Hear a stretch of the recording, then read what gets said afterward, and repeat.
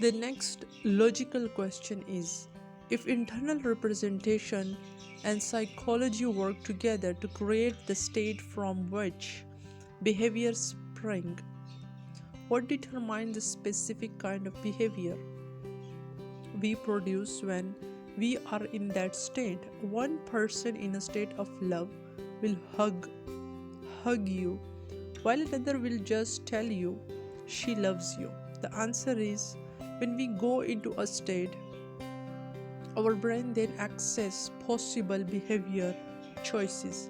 The number of choices is determined by our model of the world. Some people, when they get angry, have one major model of how to respond.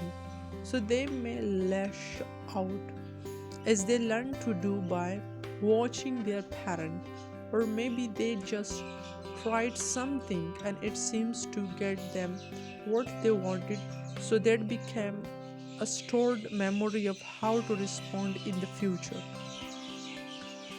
We all have worldview models that shape our perception of our environment. From people we know and from book and movie and television, we form an image of the world and what possible in it. And W. Michel case, one thing that shaped his life was the memory of a man he knew as a kid, a man who was paralyzed but made his life a trump.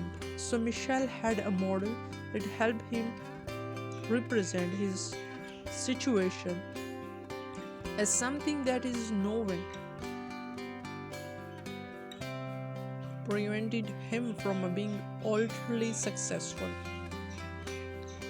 What we need to do in modeling people is to find out the specific belief that causes them to represent the world in a way that allows them to take effective action. We need to find out exactly how they represent themselves, their experiences of the world. What do they do visually in their minds? What do they say? What do they feel? Once again, if we produce the same exact messages in our body, we can produce similar result. That what model is all about. One of the constant in life is that results are always being produced. If you don't consciously decide what result you want to produce and represent, think accordingly, then some external trigger, a conversation, a TV show, whatever may create state that create behavior. They do not support you. Life is like a river. It's moving and you can be at the mercy of the river if you don't take deliberate conscious action to steer yourself in direction you have predetermined. If you don't plant the mental and psychological seed of the result you want, weed will grow automatically. If we don't consciously direct our own mind and state, our environment may produce undesirable herds state. Result can be disastrous. Thus, it's critical that on a daily basis we stand guard at a door of our mind, that we know how we constantly representing thing to ourselves. We must daily weed our garden. One of the most powerful example of being in undesirable state is the story of Karel Valanda of the Flying Wallanders. He had performed aerial routines for a year with great success, never considering the possibility of failure. Falling was just not part of his mental makeup. Then, a few years back, he suddenly began mentioning to his wife that he had starting to see himself falling. For the first time, he had begun to consistently give himself a representation of falling. 3 months after he first started talking about it, he fell to his death. Some people would say he had permission. Another view is that he gave his nervous system a consistent representation, a signal that put him in a state that supported behavior of falling. He created an outcome. He gave his brain a new path to follow, and eventually it did. This is why it is critical to focus in life on what we want versus what we don't want. If you continuously focus on all bad things in life, all things you don't want, and all possibility problem, you put yourself in a state that support those type of behavior and result. For example, are you a jealous person? No, you are not. You may in the past have produced jealous state and type of behavior that spring from them. However, you are not your behavior. By making this kind of generalization about yourself, you create a belief that will govern and direct your action in future. Remember, your behavior is the result of your state, and your state is the result of your internal representation and your psychology, both of which you can change in matter of moment. If in the past you have been jealous, that simply means that you have been representing in a way that create this state. You now can represent things in a new way and produce new state accompanying behavior. Remember, we always have a choice of how to represent things towards self. If you represent ourselves that your love is cheating on you, pretty soon you will find yourself in a state of rage and anger. Bear in mind, you have no evidence this is true, but you experience it is in your body as if it were, so that by the time the person you love comes home, you are suspicious or anger. In this state, how do you treat the person you love? Usually not very well.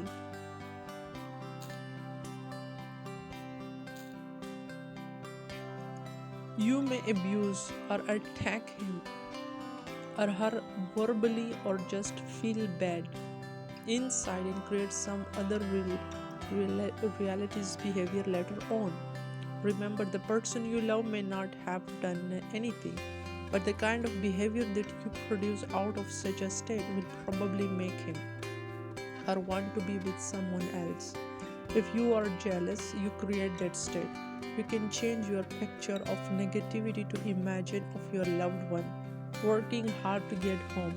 This new picture process will put you in a state where when your loved one does make it home, you will behave in a way that will come. They make him or feel wanted and will thus increase the desire to be with you. There may be time when a lover really is doing what you picture, but why waste a lot of emotion until you find out for sure? Most of the time it's highly unlikely that it's true, yet you have created all kind of pain for both of you, and for what? According to Raphael Walden Emerson, the ancestor of every action is a thought.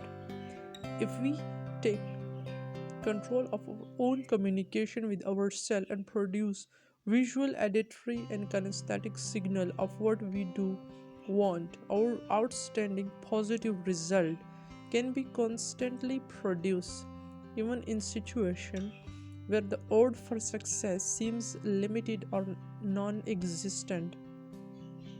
The most powerful and effective manager, coach, parent, motivator are those who can produce the circumstance of life to themselves and to others in a way that signals success to the nervous system in spite of seemingly hopeless external stimuli.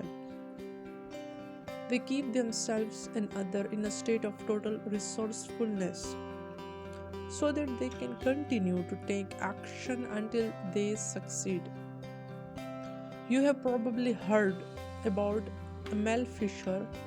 He is the man who for 17 years researched for undersea buried treasure. finally discovered over $400 million worth of gold and silver bullion. In an article I read about him, one of the crew members was asked why he had stayed on so long. He replied that Mel just had the ability to get everyone excited. Every day, Fisher told himself and the crew, today the day, and at the end of the day, tomorrow the day. But just saying it was not enough. He also said it congruently in his tone of voice, the picture in his mind, and his feeling. Every day he put himself in the state so that he would continue to take action until he succeed. He is the classic example of ultimate success formula. He knew his outcome, he took action, he learned from what worked, and if it didn't, he tried something else until he succeeded. One of the best motivator I know is Dick Tomey, head football coach at the University of Hawaii.